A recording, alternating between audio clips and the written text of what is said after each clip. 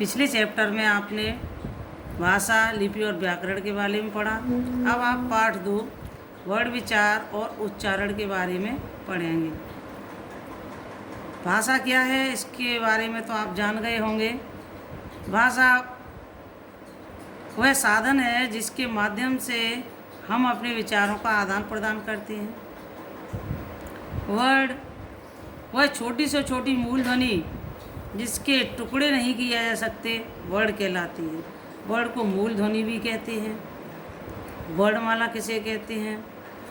वर्णमाला का अर्थ है अर्थात वर्णों की माला। वर्णों का व्यवस्थित समूह वर्णमाला कहलाता है।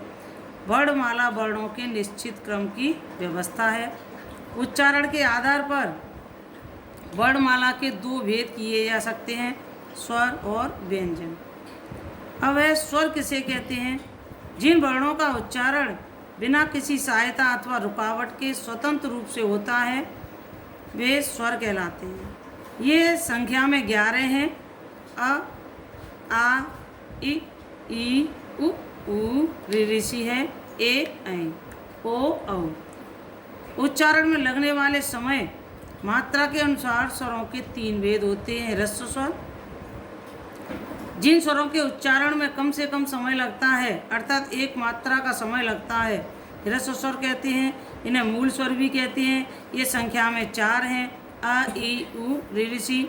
दीर्घ स्वर जिन स्वरों के उच्चारण में ह्रस्व स्वरों से दुगना समय लगता है वे दीर्घ स्वर कहलाते हैं। आ, ई, उ, ए, ऐ, ओ, औ। ये आपके दीर्घ स्वर हैं। ये संख्या में 7 हैं। प्लुत स्वर जिन स्वरों के उच्चारण में ह्रस्व स्वरों से 3 गुना समय लगता है वे प्लुत स्वर कहलाते हैं। प्लुत स्वर लिखते समय उनके आगे 3 का चिन्ह बना दिया जाता है, जैसे ओम है, परंतु हिंदी में इसका प्रयोग बहुत कम होता है। अब है आगे अयोगवा। अयोगवा वो होते हैं जो न स्वर है न व्यंजन है, जिसमें अनुस्वार है, अनुनासिक है,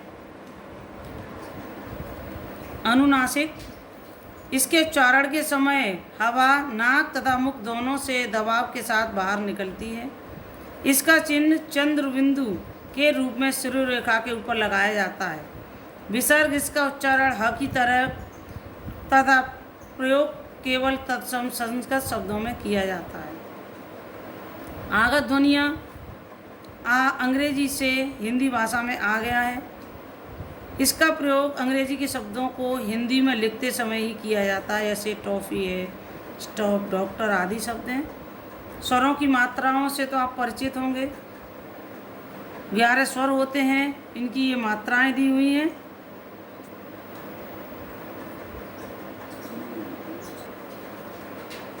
आप जानते हैं व्यंजनों का उच्चारण स्वतंत्र रूप से नहीं होता। जिनके पूर्ण उच्चारण के लिए स्वरों की सहायता ली जाती है उन्हें व्यंजन कहते हैं। व्यंजनों के उच्चारण में हवा अवरुद्ध होकर रुककर बाहर निकलती है। इनकी संख्या 35 है। उच्चारण व्यंजनों के भेद। उच्चारण के आधार पर हिंदी वर्णमाला में व्यंजनों के निम्नलिखित 3 भेद हैं: स्पर्श व्यंजन, अंतस्थ व्यंजन और ऊष्म व्यंजन। स्पर्श व्यंजन जिन वर्णों का उच्चारण करते समय श्वास वायु मुख के विभिन्न स्थलों को स्पर्श करती हुई बाहर निकलती है उन्हें स्पर्श व्यंजन कहते हैं। इनकी संख्या 25 है। इनके 5 वर्ग हैं। प्रत्येक वर्ग में 5 वर्ण हैं। हर वर्ग का नाम उसके प्रथम वर्ण के नाम पर रखा गया है, जैसे क वर्ग है, च वर्ग है, ट वर्ग है, त वर्ग और प वर्ग। अंतस्थ व्यंजन जिन वर्णों का उच्चारण करते समय जीभ मुंह के किसी भाग को पूरी तरह स्पर्श नहीं करती वे अंतस्थ व्यंजन कहलाते हैं। ये संख्या में 4 होते हैं, य, र, ल, व। ऊष्म व्यंजन जिन वर्णों के उच्चारण के समय मुंह से वायु तेज गति से रगड़ खाने के कारण गर्म होकर निकलती है वे ऊष्म व्यंजन कहलाते हैं। इनकी संख्या 4 है, श, श, ह। संयुक्त व्यंजन जब 2 या 2 से अधिक स्वर रहित व्यंजन आपस में मिलकर एक नया व्यंजन बनाते हैं तब वे संयुक्त व्यंजन कहलाते हैं। ये संख्या में 4 हैं। ठ छत्री त्र त्रिशूल ज्ञ ज्ञानी और स्र श्रवण। द्वित व्यंजन, जब एक स्वर रहित व्यंजन का समान स्वर सहित व्यंजन से मेल होता है तब वह द्वित व्यंजन कहलाता है।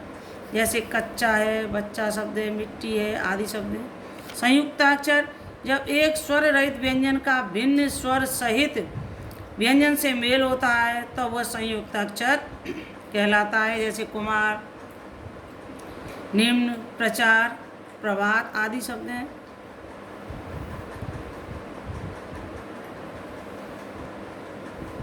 अब मैं आपको वर्ण विच्छेद के बारे में बताऊंगी। शब्द के वर्णों को अलग अलग करना वर्ण विच्छेद कहलाता है। इसके ज्ञान द्वारा वर्तनी व उच्चारण की अशुद्धियों से बचा जा सकता है। वर्ण विच्छेद करते समय ध्यान रखें कि उच्चारण के समय वर्ण की ध्वनि जिस स्थान पर सुनाई पड़े विच्छेद के समय उसे वहीं पर लिखें।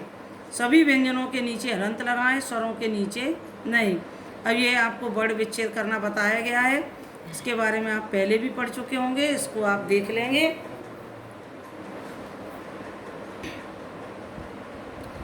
उच्चारण, मुख्य द्वारा अथवा अक्षरों का बोलना उच्चारण कहलाता है। यदि वर्णों का उच्चारण उचित ढंग से न किया जाए तो भाषा अशुद्ध हो जाती है। हिंदी भाषा में शुद्ध उच्चारण को विशेष महत्व दिया गया है क्योंकि इसमें वर्णों शब्दों को जैसा लिखा जाता है वैसा ही बोला जाता है। उच्चारण दोष होने पर वर्तनी में भी दोष आ जाता है। यहाँ क्षेत्रीय प्रभाव तथा व्याकरण की उचित जानकारी न होने आदि कई कारणों के द्वारा निम्नलिखित अशुद्धियाँ दिखाई देती हैं। ये आप अपना पढ़ेंगे। अब इस चैप्टर में चालू कर। अभी आपका अभ्यास कार्य है, इसे आप अपना देख लेंगे और कुछ मैंने आपको उस पर सॉल्व करके दिया है और कुछ आपको सॉल्व करना है, वो आप अपना देख लेंगे। धन्यवाद।